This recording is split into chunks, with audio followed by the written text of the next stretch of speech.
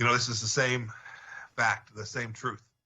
ئیدارەکەمان بەهۆی سیاسەت و فشارەکانی توانیویەتی ئێران لاواز بکات و بەردەوامیش دەبین لەو سیاسەتانە لە بەرامبەر بەدەسەڵاتدارانی ئێرانی. بەردەوامیدان بەو سیاسەتەش بوو کە ڕێکەوتنی ئیبراهیم کە لە نێوان وڵاتانی عەربی ئیسرائیل بوو واژۆکرا و هاتە ئاراوە. ئێمەش بە پشتگیری هاوپەیمانانمان و بە تایبەتی وڵاتانی کەندا و توانیمان ئێران لە ڕووی دیپلۆماسی و ئابوووریەوە لاواز بکەین و لە ماوەی دەست بەکاربوونی ئیدارەکەمان هەتا ئێستا 77 سزای جۆرا و جۆرمان بەسەر ئێران و بەرپرسانی ئێرانیدا سەپاندووە.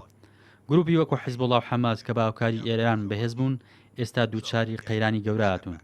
ئێمە بەردەوامین لە پشتگیریکردنی مستەفا کازمی سەرۆکوەزیرانی عێراق لە هەوڵەکانی بۆ کۆنتڕۆڵکردنی گروپە مەلیشیەکانی نزیک لە ئێران. هەروە پشتیوانی گەلی لوبنان دەکەین بۆ ڕەتکردنەوەیان لە دەسەڵاتی گەندەڵی حیزبوڵڵا.